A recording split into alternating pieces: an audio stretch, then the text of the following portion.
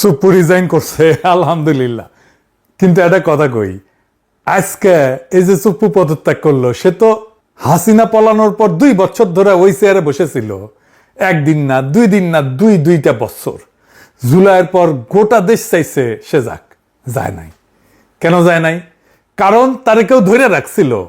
একটা হাত ওই চেয়ারের নিচে ছিল, ওর মাথার উপরে ছিল ছাতা হইয়া। আজকে সুপ্পু নাই, কিন্তু হাতটা এবং ছাতাটা আছে, ওই জায়গাতেই বসা। আজকের এপিসোড সুপ্পুকে নিয়ে না, সুপ্পুর পদত্যাগ পত্রে যার লেখা নাই, আজকের এপিসোড সেটা নিয়ে। আসেন আল্লাহর নামে শুরু করি। হাসিনার গু একদিন আমরা মাথায় নিয়ে ঘুরেছি, ঘুরতে আমাদের বাধ্য করা হয়েছে। সুপ্পুকে সরানো যায় নাই। কার কারণে? বিএনপির কারণে। এটা কোনো গোপন কথা না, এটা আমি বহুবার বলছি, আর আজকে আবার বলতেছি। এখন বিবিসি কইতেছে বিএনপিতে স্বস্তি ফিরছে। বাহ! তো অস্বস্তিটা বিএনপি নিজে ইচ্ছা করে তো রেখে দিছিল। নিজের পায়ে নিজে কুড়াল মাইরা 2 বছর ধরে কুড়াল সরায় কইতেছে আহ কি শান্তি। চুপ্পু থাকাতে কি মহা উপকারটা হয়েছে বিএনপির? বিএনপি কইতে পারবে? পারবে না, আমি শিওর। আমার বগুড়া একটা প্রবাদ আছে, সেই নিকাই বসলো কালিয়ানা জ্ঞান জ্ঞান করলো। বিএনপি সেই চুপ্পুরাই সরাইলো কালিয়ানা জ্ঞান জ্ঞান করে আর কি। আমরা কি চাইছিলাম? আমরা তো খালেদা জিয়াকে প্রেসিডেন্ট বানাতে চাইছিলাম। আমি একটা এপিসোডও করছিলাম, উনি বঙ্গভবনে থাকলে ওইভাবে ইনফেকশনটা হয়তো হইতো না। আমরা প্রেসিডেন্ট হইলে উনারা ভালো টেক কেয়ার করতে পারতাম। আমি তারেক রহমানকে সরাসরি জিজ্ঞাসিলাম কেন চুপ্পুরে রাখতে চান।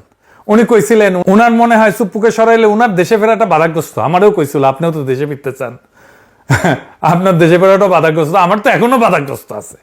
এখন হিসাবটা মিলান, তারেক রহমান দেশে আসছে 7 মাস হয়ে গেল, উনার দল সরকারে, উনি প্রধানমন্ত্রী, তারপরে চুপ্পু বহাল তবিয়তে বসা ছিল।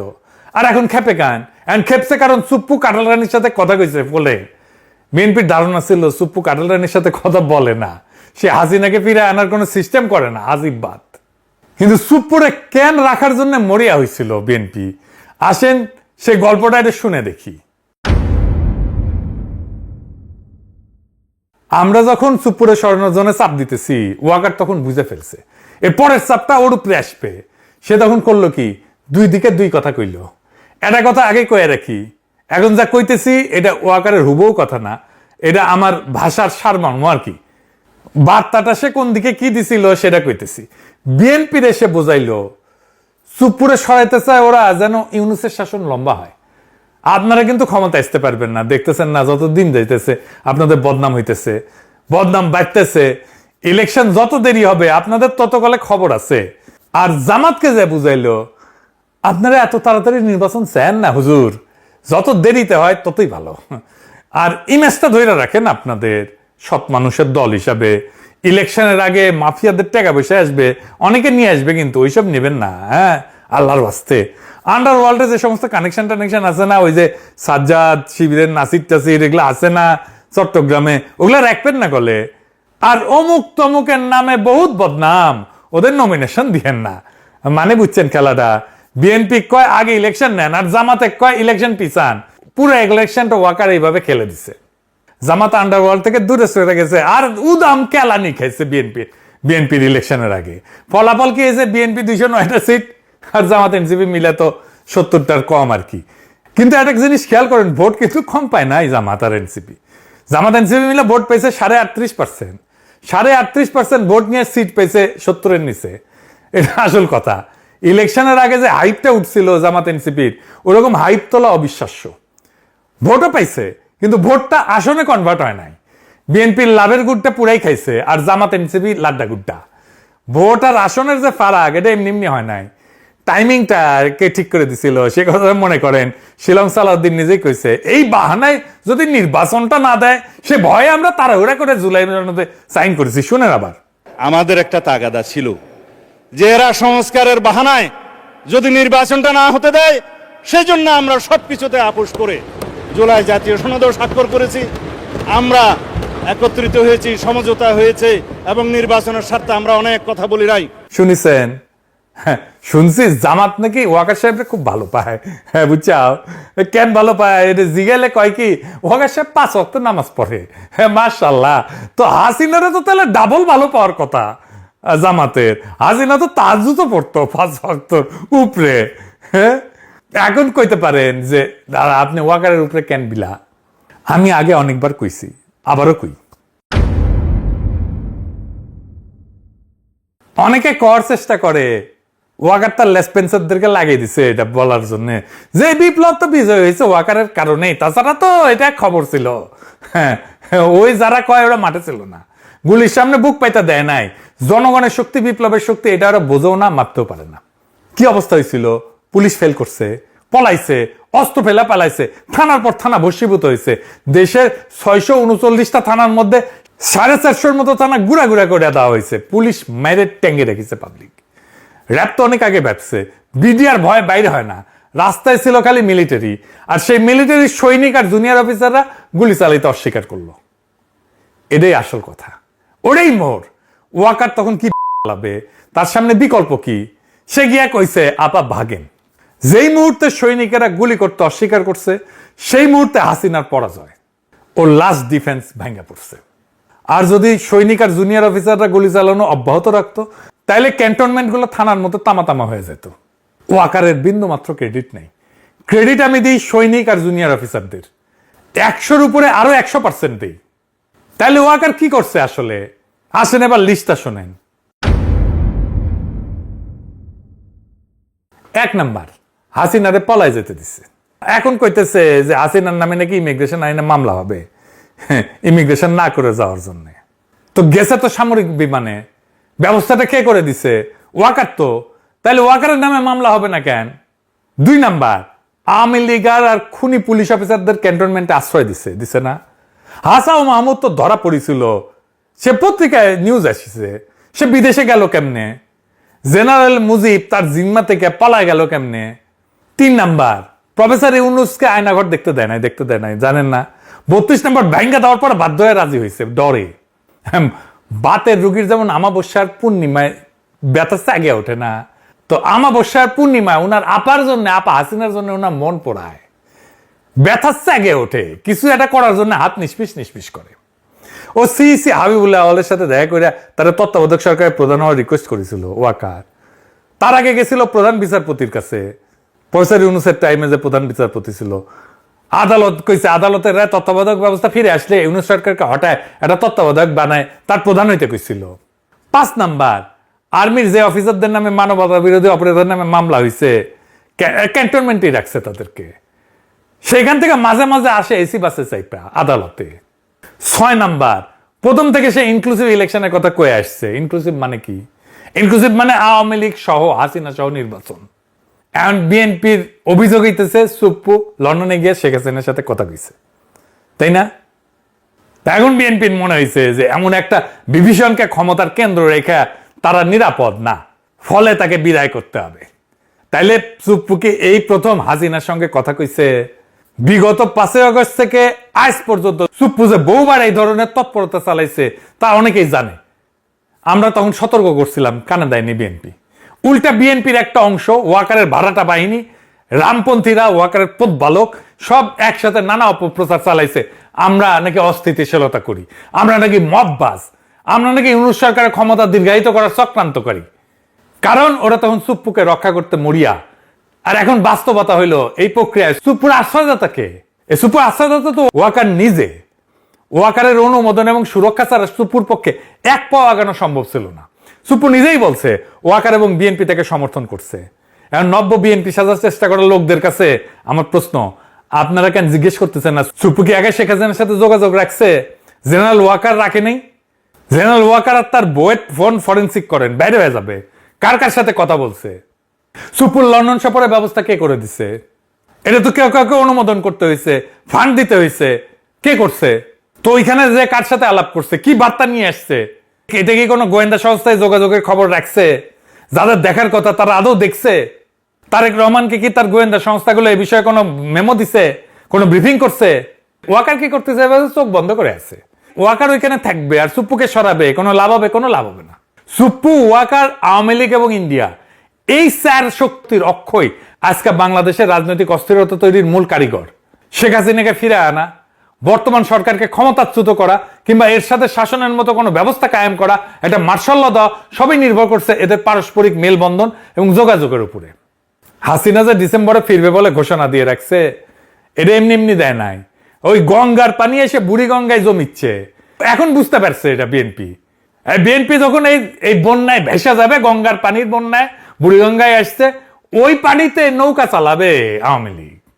বিএনপি গলে একই জায়গায় প্রত্যেকবার মারা খায়, এই সেনা প্রধানের জায়গায়। আর সুপ্পু কাণ্ড প্রমাণ করে বিএনপি নেতৃত্বের রাষ্ট্রচিন্তা কত স্থূল প্রকৃতির। দলটা সবসময় এই জায়গায় মারা খায়। ইতিহাসটা দেখেন, এরশাদ বিএনপি তারে সেনাপ্রধান বানাইছিল, তাই না? জিয়া হত্যাকাণ্ডের সাথে যুক্ত ছিল। তারপর কু করে বিএনপি সরকারকে ফেলাই দিল। জেনারেল নাসিমকে বিএনপি সেনাপ্রধান বানাইছিল না? নাসিম কু করতে গেছিল, মানে মঈন সবাই ডিঙায় তারে নিয়ম ভেঙে সেনাপ্রধান বানাইছিল না? মঈন তো তারেক রহমানের মাজা ভেঙে দিল। 3 বার একই জায়গায় একই ভুল। আর এখন ওয়াকার আবার আর এক ভুল। সুপ্পু তো লন্ডনে যায় কেন? তলে তলে কি করছে কে জানে? কথা বলার জন্য ফোন লাগে নাকি? হাতে লেখা চিঠি দিয়েও তো ষড়যন্ত্র করা যায়। এই যে ইন্ডিয়ার রাষ্ট্রদূত এসে যে রিসিভ করলো তারে, সে যে সুপ্পুর হাতে কিছু গুজে দেয় নাই, এটা কে জানে? এত কইরা কইলাম না, সুপ্পুর তাইলে লাগবেই। সুপ্পু স্যার ওদের চলেই না। সুপ্পু ভালো ছেলে, সে কাঁঠাল রানীর সাথে কথা বলে না। হ্যাঁ, দুষ্টু লোকেরা এই সমস্ত বাজে কথা বলে। হ্যাঁ, তো দুষ্টু লোকেরা এই সমস্ত বাজে কথা বলে, কান নিয়েন না। এবারে সুপ্পুর অসুখটা কি এটা একটু বুঝে দেখি। এটা আবার ইন্টারেস্টিং একটা ব্যাপার। এটা মানুষের কাজে লাগবে। মানে সুপ্পু পদত্যাগ পত্রে লিখছে, তার অসুখ হচ্ছে অটোনমিক নিউরোপ্যাথি, ইংরেজিতে লিখেছে। এটা বিশাল বড় অসুখ। মাঝে মাঝে জ্ঞান হারায় ফেলে নাকি, ওই চিকিৎসা করতে যাবে, ওই বিদেশে যাবে। শোনান এডিটর সাহেব কি কইছে। পরবর্তী পরিকল্পনা চিকিৎসা, উন্নত চিকিৎসা করা দেশে এবং বিদেশে। প্রথমে এইটা। আর স্যার, এটি কি শারীরিক কারণেই পদত্যাগ করলেন স্যার, না পলিটিক্যাল কোনো? অবশ্যই অবশ্যই অবশ্যই শারীরিক কারণেই। শুনেছেন? তবে এই অসুখটা বাংলাদেশের লাখ লাখ মানুষের আছে, তার বেশিরভাগ মানুষই জানে না। যাদের ডায়াবেটিস আছে তারা একটু মন দিয়ে শোনেন, কামে দিবে। ধরেন আমাদের শরীরটা একটা গাড়ি, আর আমাদের স্নায়ুতন্ত্র, নার্ভ, এটা হইতেছে সেই গাড়ির তারের জাল আর নিয়ন্ত্রণ ব্যবস্থা। এই মস্তিষ্ক আর স্পাইনাল কর্ড এদিক দিয়ে শিরদাঁড়ার মধ্যে দিয়ে যেটা গেছে না, সেইটা হইতেছে মূল কম্পিউটার। আর সারা শরীরে ছড়ানো স্নায়ুগুলো হইলো এটা লাইন। গাড়িতে 2 রকম ব্যবস্থা থাকে। এক, যেগুলো চালকের হাতে, স্টিয়ারিং ঘোরাইলে গাড়ি ঘোরে, ব্রেক চাপলে থামে, এক্সেলারেটর দিলে ছোটে। শরীরেও তেমন, হাত তুলতে চাইলে হাত ওঠে, কেটে গেলে ব্যথা টের পায়। আর 2 নম্বর আছে যেগুলো চালক শুয়েও দেখে না। যেমন ধরেন ইঞ্জিন গরম হইলে ফ্যান নিজে থেকে চালু হয়ে যায়, ব্যাটারি নিজে থেকে চার্জ হয়, তেল ঠিক মাপে ইঞ্জিনে পৌঁছায়। চালকে কিন্তু এটার কিছুই জানে না, ড্রাইভার এটার কিছুই জানে না, জানার দরকারও নাই। শরীরেও তাই। ঘুমের মধ্যেও হার্ট চলে, তো হার্ট তো বন্ধ হয়ে যায় না, শ্বাস চলে, খাবার হজম হয়, রক্তচাপ ঠিক জায়গায় থাকে। এই যে স্বয়ংক্রিয় ব্যবস্থা, এটার নাম অটোনমিক নার্ভাস সিস্টেম। আর অটোনমিক নিউরোপ্যাথি মানে এই স্বয়ংক্রিয় ব্যবস্থাটা নষ্ট হয়ে গেছে। চালক ঠিকই আছে, স্টিয়ারিং ব্রেক ঠিক করছে, কিন্তু ভেতরে যে অটোমেটিক অংশটা আর সাড়া দিতেছে না। এটা উদাহরণ দিই। ধরেন আপনি যখন শুয়ে থাকেন বা বসেন বা হঠাৎ দাঁড়ায় যান, 3 অবস্থাতে আপনার রক্তচাপ মোটামুটি একই থাকে, তাই না? সুস্থ অবস্থায়। কিভাবে? কারণ দাঁড়ানোর সঙ্গে সঙ্গে মাধ্যাকর্ষণের টানে রক্ত তো পায়ের দিকে নেমে যায়। ঠিক সেই মুহূর্তে এই অটোনমিক নার্ভাস সিস্টেম রক্তনালীগুলোকে চেপে ধরে, হার্টকে একটু জোরে চালায়, ফলে মাথায় রক্ত পৌঁছাইতে ঘাটতি হয় না। পুরা ব্যাপারটা ঘটে সেকেন্ডের ফ্র্যাকশনের মধ্যে, আপনি টেরও পান না। এই অটোনমিক সিস্টেমটা নষ্ট হয়ে গেলে এই কাজটা আর হয় না। রোগীর দাঁড়াইলে রক্ত পায়ে জমে যায়, রক্তচাপ পড়ে যায়, মাথায় রক্ত কমে যায়, মাথা ঘোরে, চোখে অন্ধকার দেখে, জ্ঞান হারায় ফেলে। ডাক্তারি ভাষায় এটাকে বলে অর্থোস্ট্যাটিক হাইপোটেনশন। আর মজার ব্যাপার হইল, একই রোগী শুয়ে পড়লে উল্টা রক্তচাপ বেড়ে যায়। শুধু রক্তচাপ না, আরো অনেক কিছুই এলোমেলো হয়ে যায়। যেমন হার্টের রেট, হৃদস্পন্দন, এটা অস্বাভাবিকভাবে বেড়ে যায় বা কমে যায়। অল্প খেলে পেট ভরা লাগে, খাবার হজম হইতে চায় না, হাগা হইতে চায় না, কোষ্ঠকাঠিন্য হয়, আবার ডায়রিয়া হয়, প্রস্রাব ধরে রাখতে পারে না, পুটা পুটা পুটা পুটা করে প্রস্রাব পড়ে, মূত্রথলি ঠিক মতো খালি হয় না। হ্যাঁ, তারপর ওই যে আছে না নাইস অ্যান্ড অ্যাট্রাকটিভ, ওই নাইস অ্যান্ড অ্যাট্রাকটিভের কাজটা ঠিক মতো করতে পারে না। এটা কেন হয়? এটা হয় ডায়াবেটিস থেকে। সমস্ত ডায়াবেটিস রোগীদের এই নিউরোপ্যাথি হয়, এই আলটিমেটলি এই জায়গায় যায়। দীর্ঘদিন ডায়াবেটিস থাকলে রক্তনালী আর স্নায়ুর যে তারগুলা, এটা ধীরে ধীরে নষ্ট করে ফেলে। 1-2 দিনের না, বছরের পর বছর ধরে। অনেকটা তারের প্লাস্টিকের যে আবরণ আছে না, ওই আবরণ ক্ষয়ে যাওয়ার মতো, বাইরে থেকে দেখা যায় না, কিন্তু একদিনে লাইন কাজ করা বন্ধ করে দেয়। ডায়াবেটিস যত পুরনো, যত অনিয়ন্ত্রিত, স্নায়ুর ক্ষতি তত বেশি। দীর্ঘমেয়াদী ডায়াবেটিস রোগীদের একটা বড় অংশ কোনো না কোনো ধরনের এই নিউরোপ্যাথিতে আক্রান্ত। তাদের মধ্যে উল্লেখযোগ্য অংশের এই অটোনমিক ধরনটা হয়। কিডনি, হার্ট সবকিছুর উপরে ডায়াবেটিসের ছাপ পেলে। এই সুপ্পুর আর কিছুই হয়নি, এর ডায়াবেটিস হয়েছে, আনকন্ট্রোল ডায়াবেটিস হয়েছে। এর চিকিৎসা সবার আগে ডায়াবেটিস নিয়ন্ত্রণে আনা। এখন সে বিদেশ যাবে চিকিৎসা করতে, ডায়াবেটিস কন্ট্রোল করতে দেশের বাইরে যাওয়া লাগে নাকি রে বেকুব? ভাল শুন, বিদেশের ডাক্তারিতে কি জাদু আছে? বঙ্গভবনের ডাক্তার থাকে 24 ঘন্টা, নার্স থাকে, এত বড় জায়গা, হাঁটার জায়গা আছে, জিম আছে, বাগান আছে, আর সে নিজের ডায়াবেটিস কন্ট্রোল করতে পারে না। চিন্তা করেন, এমন একটা লোক দেশের দায়িত্ব নেয় যে কিনা নিজের খেয়াল নিজে রাখতে পারে না। আর যার ডায়াবেটিস আছে তাদের বলি টেক কেয়ার নিজেকে করতে হয়। ডায়াবেটিস কোনো একক রোগ না, অনেকগুলো রোগের গুচ্ছ। কিন্তু এই রোগ এমন না যে আপনি ভেজিটেবল হয়ে গেছেন। দেখেন আমার কোনো রোগ দেখতে পান? আমার মেলা রোগ আছে, যাই হোক সেরকম কিন্তু দেখতে পাচ্ছেন পান না। এই যে আমার চোখে চশমা, চোখে অসুখ আছে না? আছে তো চশমা ছাড়া আমি তো চোখে দেখি না। কেউ কি বলে আমার চোখের রোগ আছে? কেউ বলে? আপনারা বলেন, আপনাদের অনেকে তো চশমা পড়েন, বলেন না কেন? বলেন না কারণ আমি আমার টেক কেয়ার করতে পারি। কিন্তু যদি এমন হইতো প্রত্যেক সকালে নার্স এসে আমার চোখে চশমা পড়ায় দেয়, মুছে দেয়, রাতে আবার খুলে দেয়, তারপরে আমি শুইতে যাই, তাইলে আপনি শেষ। যেই রোগের টেক কেয়ার আপনি নিজে করতে পারেন সেটাতে আপনি রোগ বলে মানেনি না, কনসিডারই করেন না। তো ডায়াবেটিসও এরকম, আপনার টেক কেয়ার আপনি নিজে করতে পারলে আপনার এটা রোগী মনে হবে না। যাই হোক, ডায়াবেটিস রোগীরা এটা মাথায় রেখেন। এইবার আসেন পদত্যাগ প্রশ্নে। সুপ্পুর তো গ্রেপ্তারের দাবি উঠেছে। সুপ্পু কইতেছে তারে কে গ্রেপ্তার করে? সংবিধানের 51 ধারা আছে না, শুনেন। কিসের বিচার করবে? আর্টিকেল 51 অফ দি কনস্টিটিউশনে পড়ে যায়, দেখুক। শুনিছেন? বেকল এরশাদের টাইমে 51 ধারা ছিল না, ওরা জেলে নিছি না আমরা। এই 51 ধারার রক্ষাক অবস্থা কাজ করে যতক্ষণ সে রাষ্ট্রপতি পদে আছে। পদটা ছাড়লে ওই ছাতাটা মাথার উপরে আর থাকে না। ওর নামে 2 টাকা ফাইন উঠেছে, এরপরে ওই জেলে যাবি। আমরা তো সুপ্পুর উপর প্রতিশোধ নিতেছি না। সুপ্পু কি ছিল? সুপ্পু ছিল শেখ হাসিনার মনোনীত রাষ্ট্রপতি এবং জুলাই গণঅভ্যুত্থানের পর পুরনো রাষ্ট্রের সাংবিধানিক ধারাবাহিকতা রক্ষার কেন্দ্রীয় চরিত্রদের একজন। সুপ্পু তো নিজেই সাক্ষাৎকারে বলছে তার গুরুত্বপূর্ণ ভূমিকার কথা, নিজেই ফাঁস করে দিছে। তার বক্তব্য অনুযায়ী 5 আগস্টের পর 3 বাহিনীর প্রধান এবং বিএনপির নেতারা তাকে সাংবিধানিক ধারাবাহিকতা রক্ষায় সহায়তা করছে, বলছে না? 3 বাহিনীর প্রধান তাকে বলছে যে তিনি সশস্ত্র বাহিনীর সর্বাধিনায়ক, তার পরাজয় মানে সশস্ত্র বাহিনীর পরাজয়। সে এই কথাটা বলছে পুরনো সংবিধানের অধীনে নতুন সরকার গঠনের ন্যায্যতা হিসেবে। এই বক্তব্যের রাজনৈতিক তাৎপর্য কিন্তু ভয়াবহ। 5 আগস্ট জনগণ শেখ হাসিনার শাসনের বৈধতা ভেঙে দিছে। জনগণ তখন শুধু একটা সরকার সরায়নি, তারা রাষ্ট্রের প্রচলিত ক্ষমতা ব্যবস্থার বিরুদ্ধে নিজেদের সার্বভৌম ক্ষমতা হাজির করছে। সার্বভৌম ক্ষমতা, সেটা সবার উপরে, সবার উপরে, সংবিধানের উপরে, রাষ্ট্রের উপরে। অথচ সেই মুহূর্তে জনগণের শক্তিকে নতুন রাষ্ট্র গড়ার পথে নেওয়ার বদলে রাষ্ট্রপতি 3 বাহিনীর নেতৃত্বে পুরনো রাষ্ট্রযন্ত্র এবং বড় রাজনৈতিক দল বিএনপি মিলে সাংবিধানিক ধারাবাহিকতা রক্ষাকে প্রধান কাজ বানাইছে। সাংবিধানিক ধারাবাহিকতা কথাটা শুনতে খুব নিরীহ লাগে, খুব মজা লাগে, খুব সুন্দর লাগে, খুব শুদ্ধ লাগে।